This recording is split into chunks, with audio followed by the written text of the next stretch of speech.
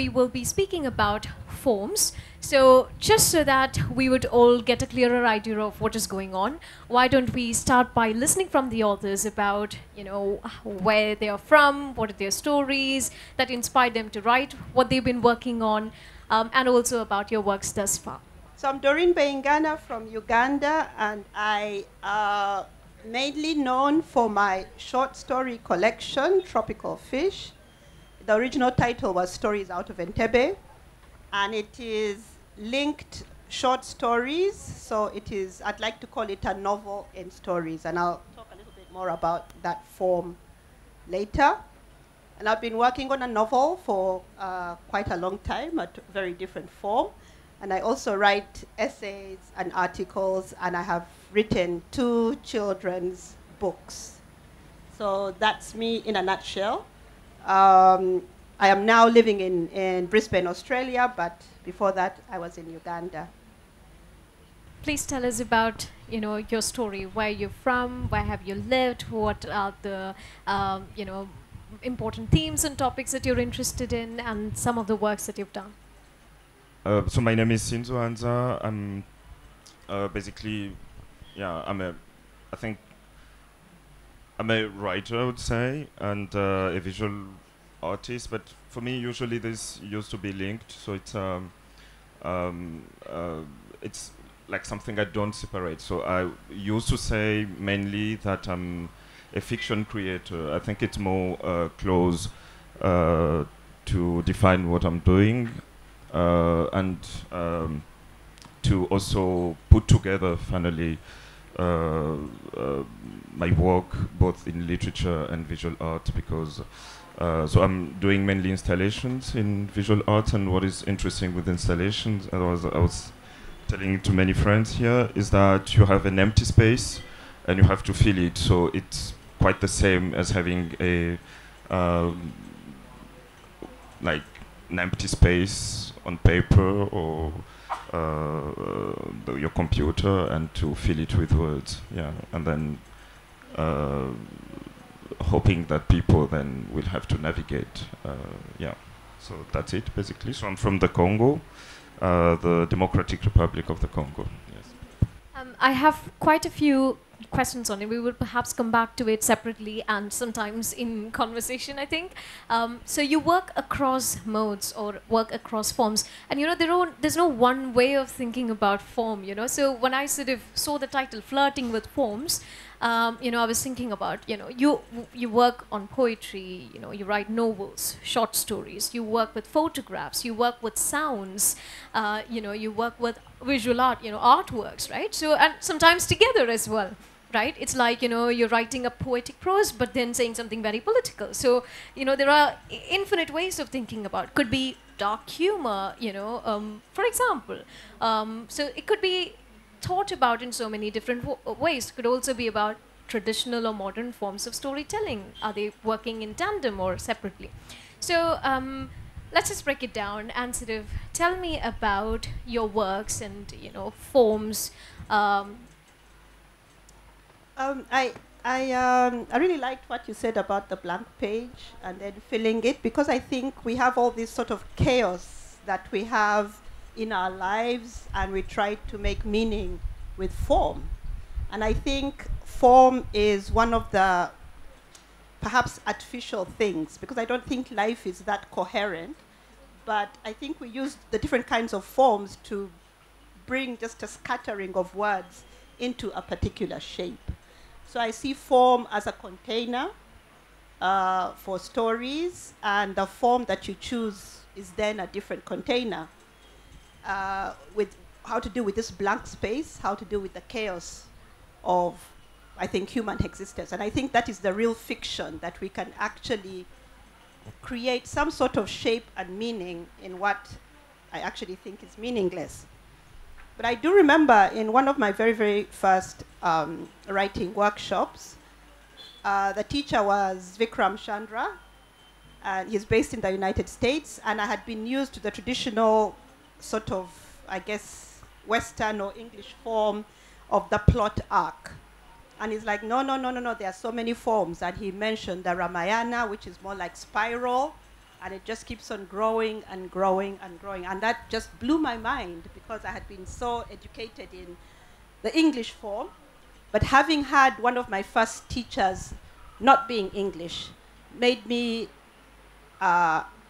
it just opened up the possibilities of what one can do. So in my short story collection, I have, sort of the standard short stories, but I also have a letter.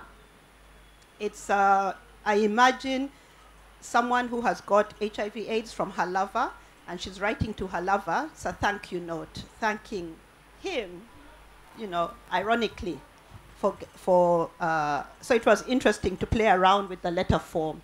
There's another story that is a diary entry. This is a high school girl, and that creates a sort of intimacy, when you're writing to yourself in a diary. So it brings out different kinds of things that in a story than you would if it was a typical sort of omniscient narrator. So it's about sort of intimacy. How close do you want to come to the reader? How far? What do you want to say? What can the different forms do with the same material? It's like playing with, what do you call it? Plasticine. What do you call it? There's a certain name for it, another name for it. Sticky glue, I don't know. Plasticine is the English name. There's an American word for it.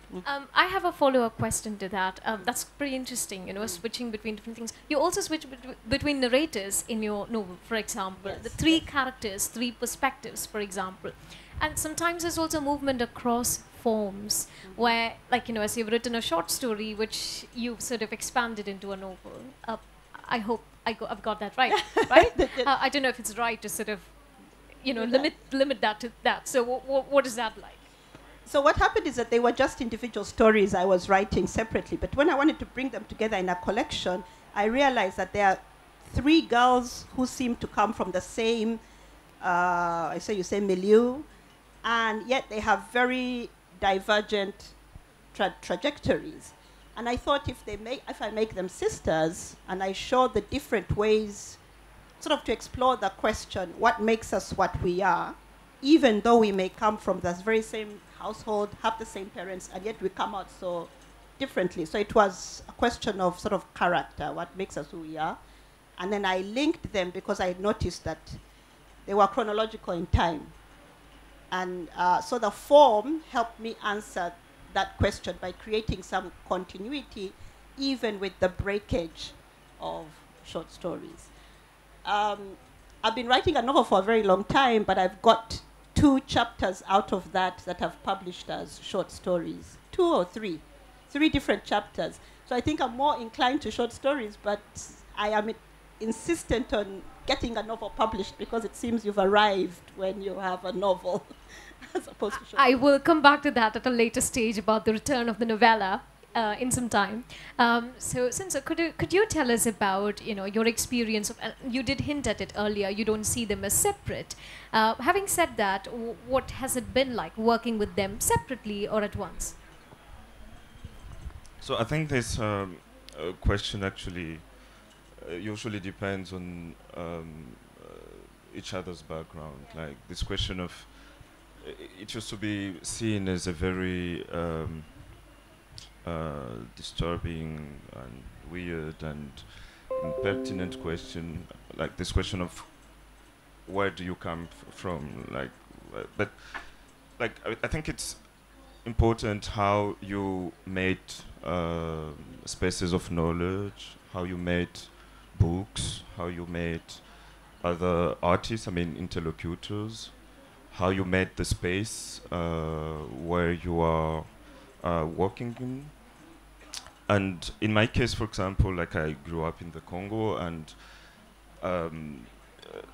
that's a space where, we were in a war for many years. That war even continues now, and beside that, you have then this entire context of public policies, not having enough public policies. That means not having enough spaces for things like literature or even visual arts and these things. But also, the quality of how of the education, how people are educated, and for example, used to see that in the Congo, people read when they have to, and you can't judge them for that. Like when they are told that this book is really interesting, they will read it. And this is maybe why usually it's a context where you mainly find manuals in libraries. So in this kind of context, like saying just I'm a writer, in the way usually this can be said in old reading tradition spaces, can be just ridiculous. So for me, it was clear that I had to then find other spaces of I would not only say for relevancy, but for to be present in the. I mean, this the way I started to work with different disciplines, different materials, and like to mix them and so on, is really linked to the situation of the Congo, for where I was based and where I've been working for these years. Otherwise, I think I would be only maybe a poet or only something. Like when you come, the first time I was in Europe, for example, I realized how clear things could be. Like either you are a poet or a novelist, either you are a visual artist, and you have spaces, like defined spaces for that. People learn to be that, and so on. Like in my case, for example, I didn't have to learn like to learn fine art or how to say creative writings, and because the context is that you don't have this clarity in these spaces. But then I think this at the beginning can be seen as a vulnerability, but then no. I mean, when you like consider then the context in its like when you consider it globally, like the society, the history of that society, and the struggles in that society, the news in that society, the different problems and so on, then it's clear that being an artist in that kind of context have to be different from being an artist in another context. I had another session yesterday where I've been asked this question of how we were dealing, for example, because I've been asked 4 years ago to be the artistic director of a Biennale in Kinshasa, and the question was how we were dealing with the space, I was convinced while inviting other artists, curators, intellectuals, critics, that you can't be an artist or an intellectual or whatever, like politicians and so on, the same way in different contexts. Like in Kinshasa, we had to develop other spaces, other ways of meeting people according to where we find them and what we understand they are. Because I used to be convinced that being an artist is like not being an artist. Like there is two things that you have: creating, like doing art, and then saying I am an artist. And when you say I am an artist, this is always political.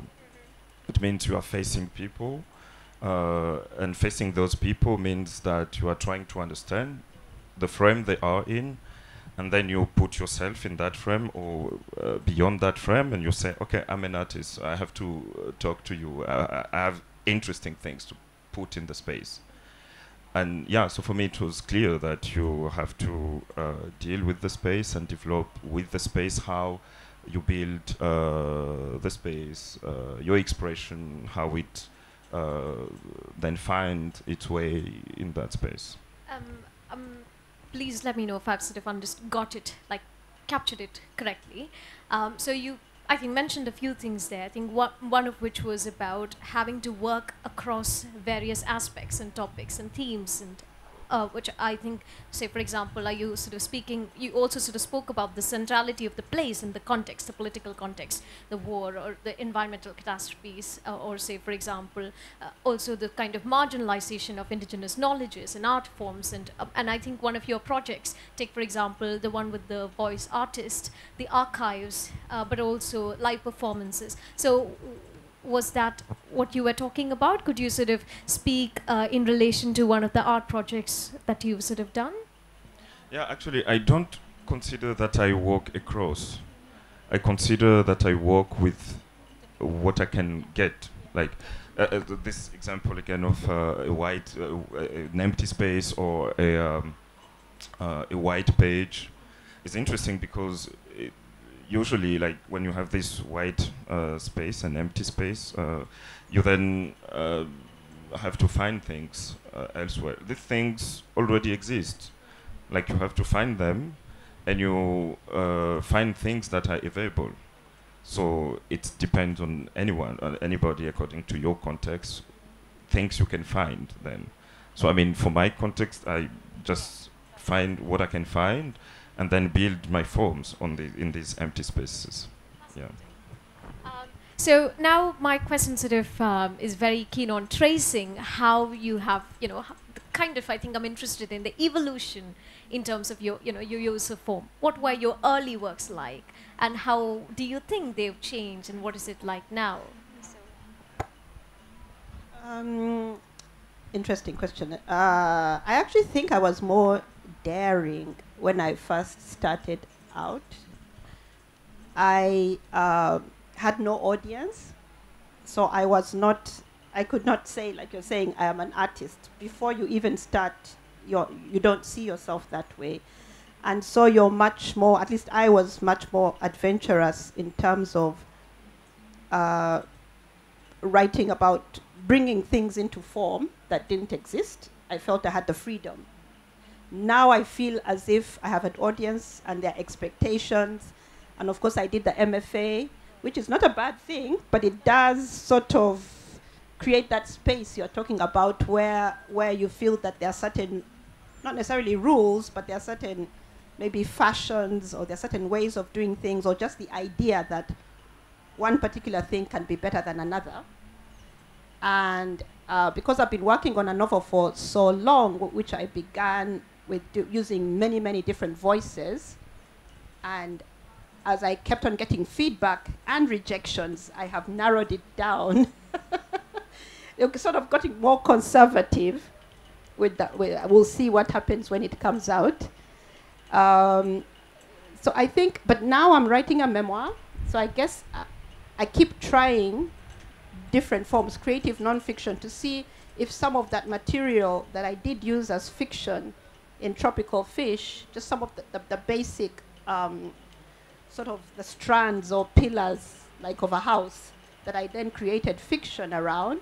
I can use some of those pillars that I can put in my memoir in a different form and see what comes out of that.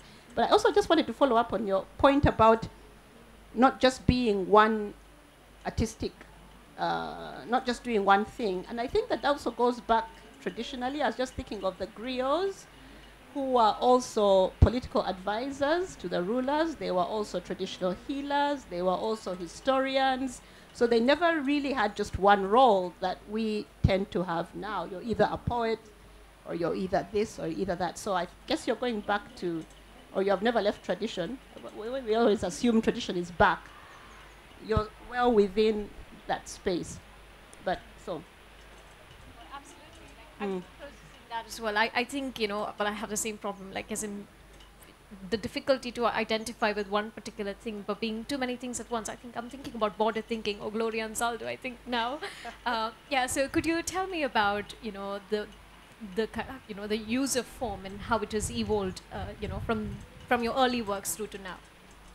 Yeah, actually you gave an interesting example while talking about this sound and archive project. Like it's a project I called the Uninterrupted Song for the City, and this is like, again, like I had materials. Like I was invited. I was in a contemporary art museum for a residency program in Belgium, and someone told me that in another museum they were digitalizing sound from the Congo. And I went there, and I found this huge amount of archives, sound archives, mainly like ritual songs and people telling stories, sometimes speeches, political speeches, also like traditional healers talking about their practices. And it was a very like for me, like I could hear things, for example, from my region I didn't know, and I even asked older people in my family. They also didn't know these things anymore. So I had these materials, and for maybe 4 years I didn't know what to do with them, and it was really beautiful sound from time to time. And then one day I was in Zurich and I was meeting many artists, and it was musicians, people working with technologies. One of them was developing an AI. So I said, yeah, that's it. Like, then the empty space could have more than these archives as material. And I started then to work with this musician and that AI programmer to connect these archives to the history of Black American music.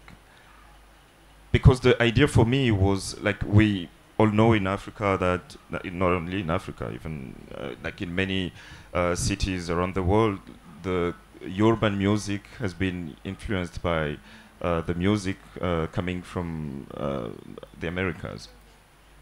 Then for me, the thing was to find how you could connect the urban music that people were practicing now in Congolese cities, big cities, to these archives by using this sort of book, going through the African American music. And this is a work on so many datas. I couldn't do it, and I'm not even a musician. But I had now a musician and an AI programmer and an informatician. So it was quite a trio that could allow something to happen.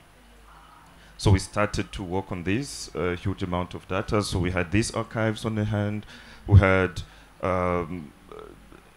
all these sounds on internet from different African American musics, like not only in the United States, like even in Colombia, in Peru, Chile, all these countries in the Americas. And I wanted also to connect that to an idea that me as a writer, to connect that to this idea of writing music. And then, since you wrote the music in classical European music, since you wrote the music as a composer, you own it. Like, you have this sort of paternity, ownership, even on the music. Because then, in our traditions, the music didn't belong to someone. Like, you compose it, then other people will continue recomposing it, and like it then travels through people and generations in new forms, and like being renewed every time. So I chose two composers of classical music. One is Gochak, who is an American composer who were getting inspiration in listening to slaves, for example, in Congo Square. That was a market for slaves in New Orleans, and what is used to be considered as the mother place of jazz. And then a very known American, Black American composer of classical music, whose name is Grant Steele. So it was like a dialogue between these two composers, and then a dialogue between these archives, the history of African American music, and how you come through all this history to consider connections that could be now in these big cities such as Kinshasa, that is known as mainly as a city of music, to these archives. So yeah, that's an example of sometimes how I work. Yeah. Well, the scope of this is broad and so rich, you know, like because it's a collaborative space, like you said, so many things in dialogue, there's research, there's knowledges, there's different art forms, you know, so many things going on. But I'm also very, very keen on asking you about the role of AI here, right? Yeah. Well, we all have our questions about this, right, in terms of the fascinating scope of it, but also the bewilderment, you know, the kind of what the sort of pros and cons of this. But within the sort of landscape of collaboration, what's the sort of role that AI at this juncture is playing in your projects?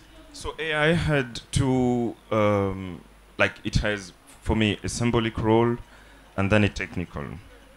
The technical was to work on these different datas, because it was, I really can't say how many datas it was. For the music you have like the Criollo, the Cumbia, the blues, all these then different sounds you have on internet, like it's a huge amount of datas. So yeah, technically the AI was helpful for that.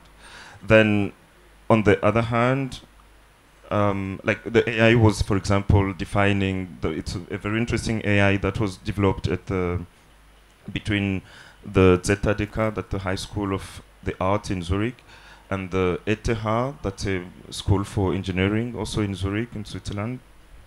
And the AI was defining, like it was creating, for example, images to synthesize the sound harmonically and rhythmically, so that we could group them before then doing mix in recomposition.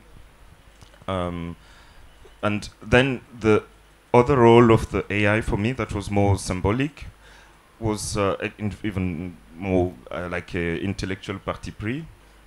It was to save, like I'm from a region, like that region I was saying, where we have a war since many years now, and that war is a war mainly of raw materials, and mainly raw materials for technologies.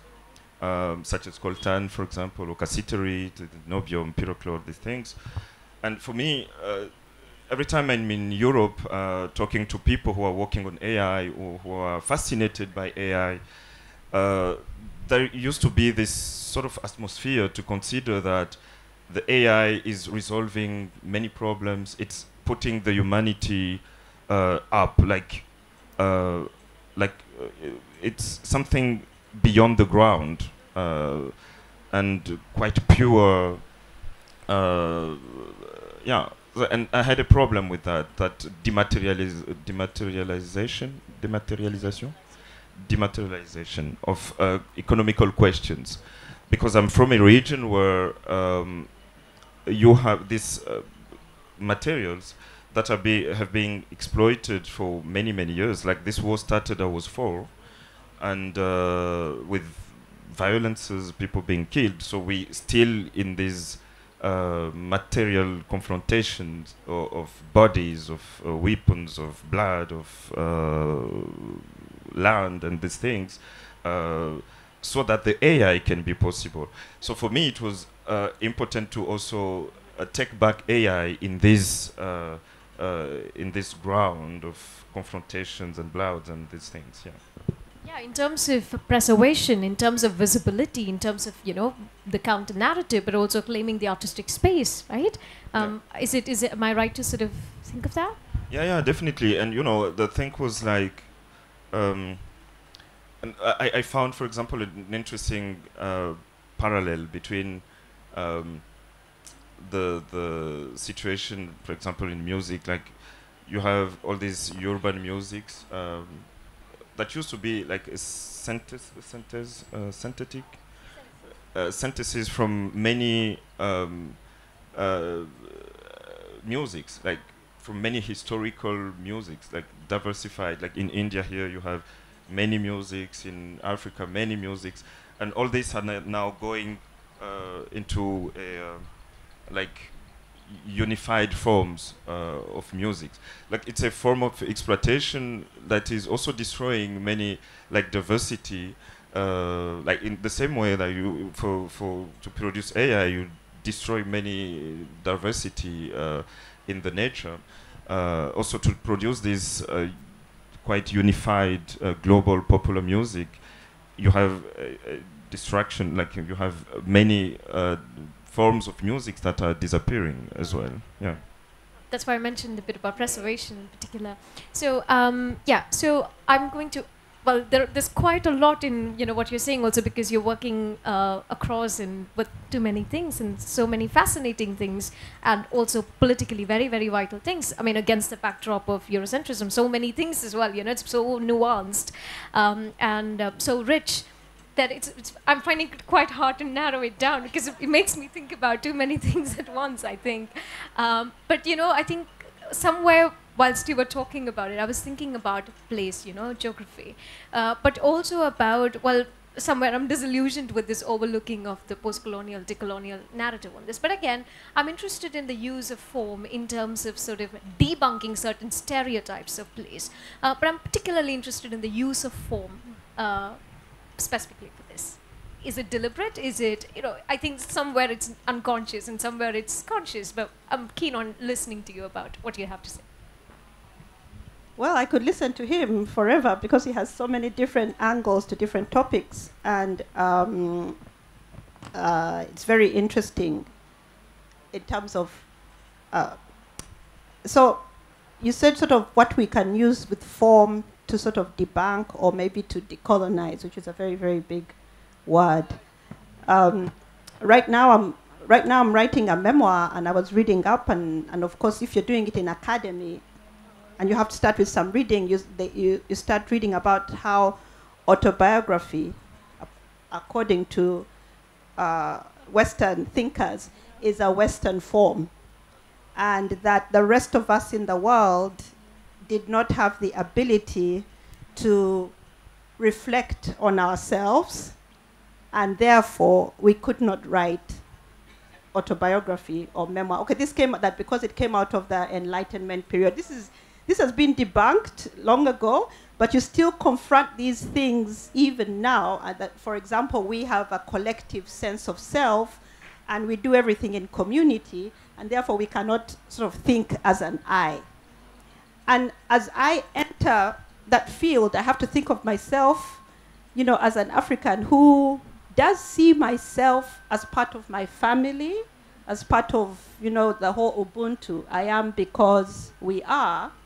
At the same time, I do have a sense of self as an individual, not just because I am, quote unquote, westernized, but because modernity is something that didn't just come from the West. I think I am a modern person. I do have also an individualized sense of self, and I actually think traditionally we did have a sense of self.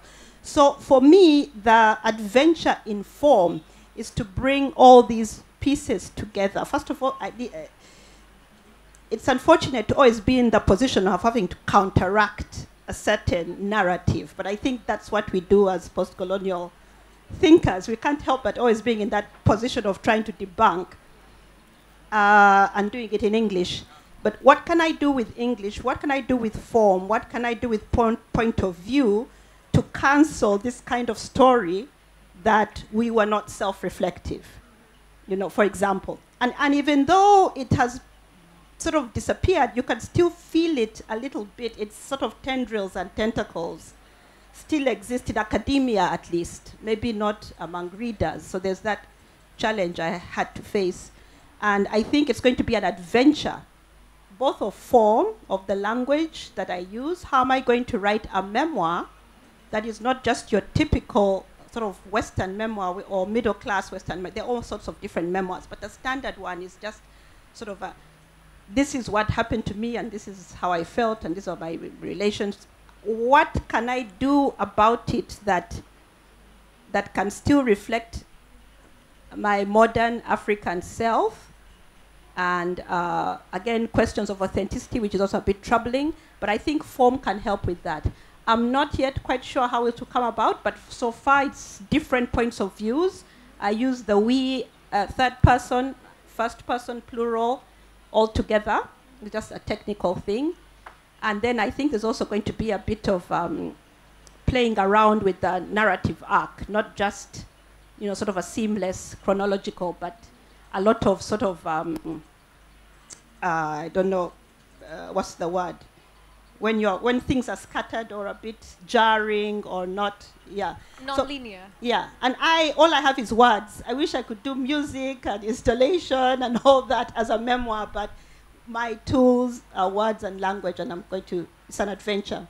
Like, were you thinking of chronological breakdown or non-linear like narrations? Yes, exactly. Okay. Well, that's really interesting, especially the I and the we, and also where am I in this? Like, what are the traditional labels of the modern self, and how do I define myself? Well, it's very, very a political question as much as it is a personal question.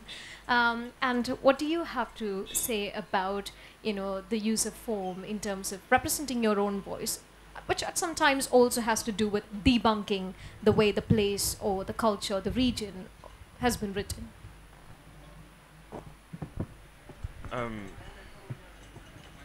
So I think, I had actually my very first exhibited work in visual art was called Project Attack Against the Image. It was because, I was in Belgium, like in this residency program again, and I was going through different materials, different archives, and it was clear that you have images that have been built mainly through ethnographic studies during colonial times, and also after that with the presence of many researchers who have been looking in African communities, African societies, political situations from outside. So this is definitely images then that went back to the Europe, contributed to build sciences, and these sciences, some of us also learned them with the materials of the people who observed, and so the image became a central thing in how even identities were built in many African countries. This is maybe why some leaders, even after independences, tried to, we had this in the Congo, for example, the authenticity movement, in Togo as well, in Guinea, many leaders trying to find new ways of saying, of people to see themselves after independences. So I was, I think this, at the, how do you say, the communitary level, or also at the individual level, but also the collective level. That's the word I was looking for. Thank you. It's a problem. It's for I will say definitely that it has an impact on how I choose materials, on how I write, how definitely. Well, this question, I'm trying to think about how do I sort of adapt this question, considering the fact that the third speaker is not there. But so I think I might have to tweak this a little bit for you. But anyway, so I'm interested in how do you adapt form to sort of speak to diverse audiences. Now, I particularly have, for example, you write for children, for example. So could you tell us more about that? Again, I like to see it as a form of play. I try to be as least dogmatic as possible. But I think I still have something very childlike in me. I am number 7 in 9 children, so I have always been seen as one of the, the young ones always, and that's good now, especially since I'm old. But I think it's sort of, it's about imagining yourself in your audience. And what would I, as a 3 years old, as a 4 years old, 5 years old, how would I see the world, and what would I want to read, and what would interest me? And so, for example, one of the children's books is I just wanted to do sort of the parts of the face, because I remember my own little baby was very much into like putting his hands everywhere, in your eyes, in your nose, in your mouth. So I was like very tactile, and how to put that into a little book for children, and then also it's a learning thing about the different parts of the face and what they're for. And so that came maybe sort of from direct experience. But I also find that once you start writing and you put yourself in that space, it's a little bit like meditation, and you open yourself to the project that you're going to do. It's almost as if you put yourself down and sit at the desk and the chair and open yourself to it, things come.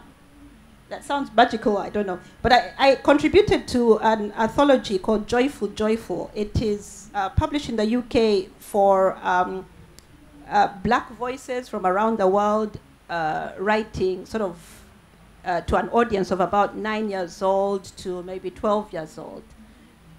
And I always imagined how we were at home and would keep going back to the village for holiday and then come back to the town. And just that journey, I decided, let me sort of put that into fiction about sort of how a child sees the world and the difference between rural and urban, but within a child's perspective. And then I included a bit of dance where the teenagers dance with their grandparents, and they dance at different kinds of dances.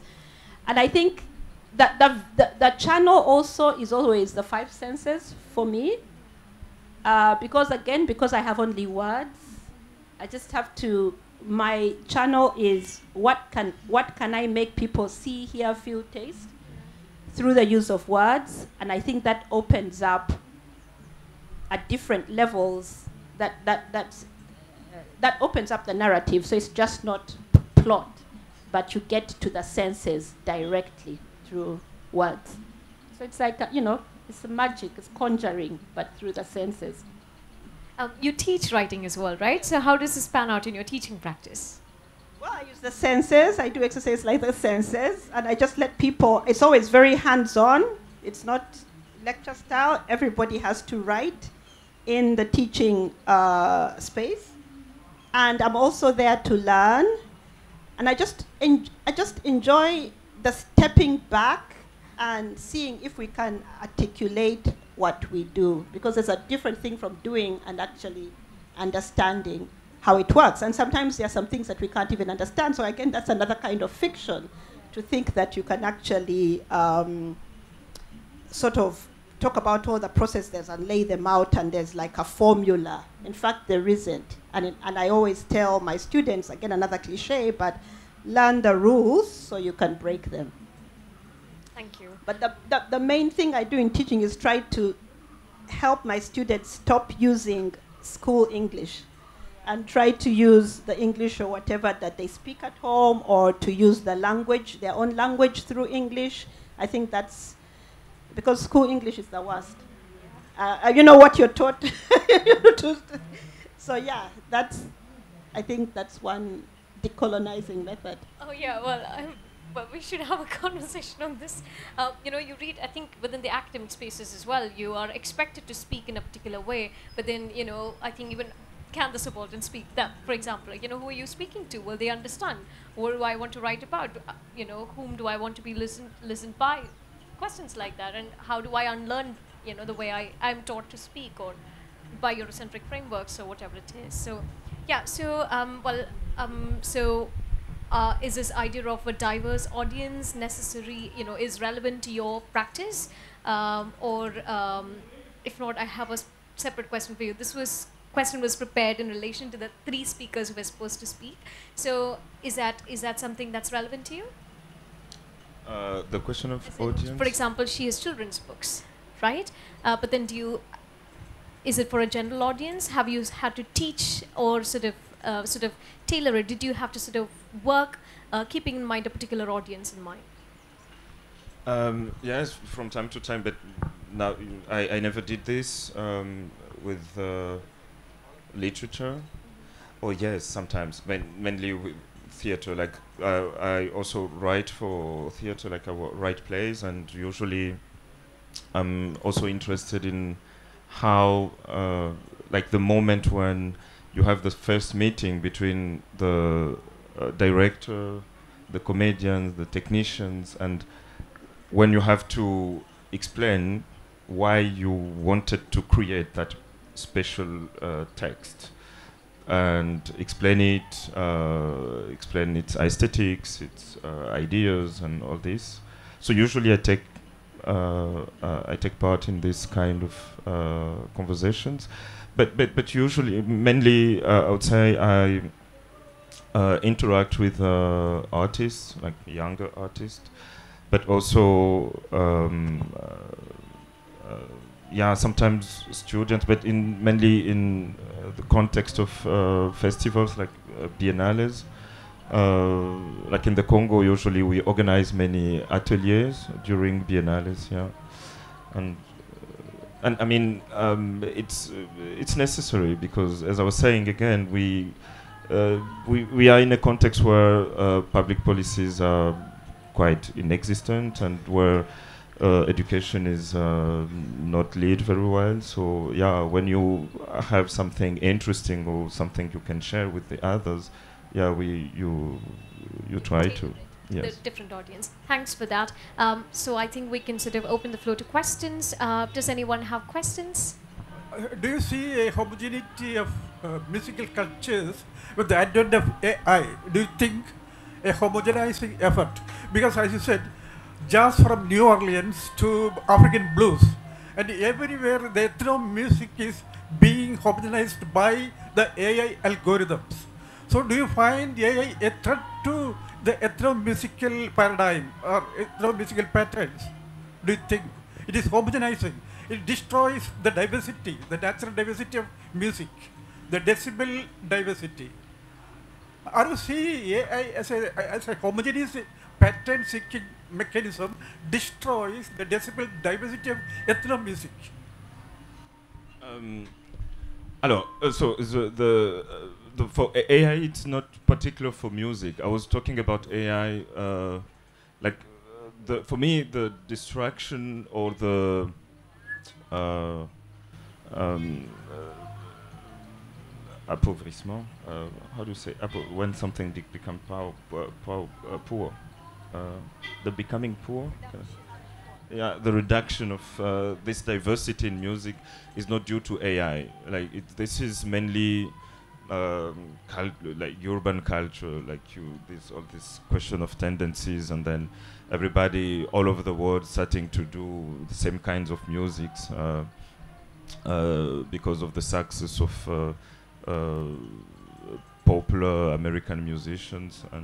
But the AI for me is mainly for like it's the poverty that will be brought by AI is like I've been having this discussion also with friends recently. I used to think that even if you have all this fascination for the AI everywhere, because yeah, it's intelligent, it's providing reflections, text and images, like everything.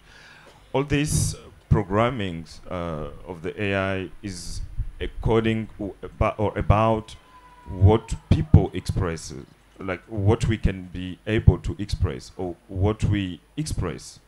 The AI will never get what we don't express. It means, for example, all this dark part of human beings and what used to be also the richest, because imagination is usually fragments of that dark part. And this is not in the AI, because the AI will only be like a sort of bank of the different things that we already expressed. Yeah. One amazing part of African living is the rhythm, the dance, the music, and in African American lives, so any Can you tell us how it catches up from the childhood, how it is involved in the lives? How we? The rhythm, everything, even religion, you have a rhythm, the music. Yeah. It's part of your life, more focused than any other community. So I just wanted to know how it catches up from childhood. How can you just How we catches up from early childhood itself? Ah. In the African way of life, you have lots of rhythm. Yeah, so actually the algorithm were not really proposing music. It was classifying, like classifying according to rhythm and harmony. But that classification was, this, it's called, so in French we say, so in English it could be like, when you define an image from a music, like synthesizing that music, saying, for example, you have these numbers of dots in the tempo, all these things, and it's mainly that we wanted to, since the datas were like we had a huge amount of datas, we wanted to then be sure that while giving materials to the musicians and to even there was another program that was not really AI that was also helping us to make the composition.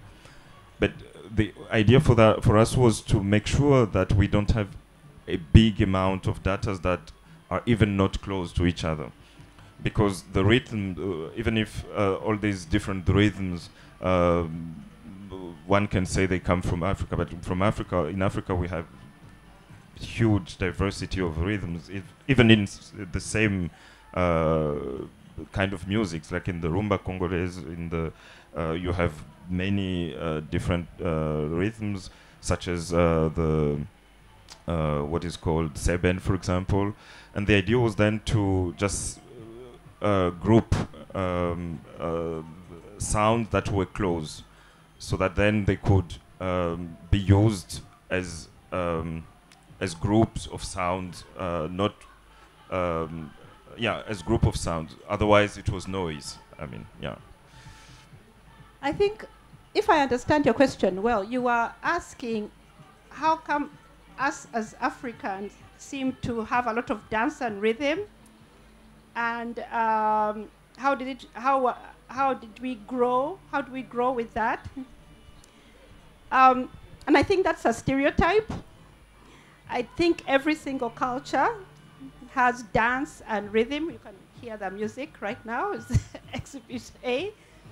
And I think what happened is that with our encounter with the West, there was already a sort of preconceived notion, long time ago. One of the earliest quotes that we know of for example, the Greeks encountering Africa is that everything new comes out of Africa. There was once an ability to see also the intellectual life coming out of Africa. But there came a time, and I think mostly because we needed to be commodified as bodies that can do work, slavery for free, that the physical part was emphasized. I will see you dancing, I will see you singing, but I don't want to see you thinking.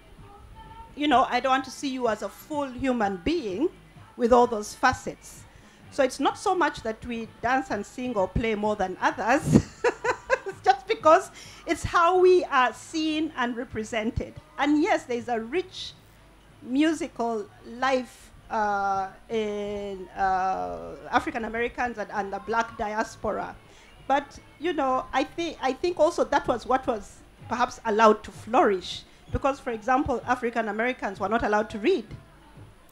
They were not allowed to read, and the only way they could express themselves, was through music. I'm not an expert in this. This is just the surface of what I know, but just really study more about sort of the encounter of peoples and why different categories were created and what those categories were thought to be able to do.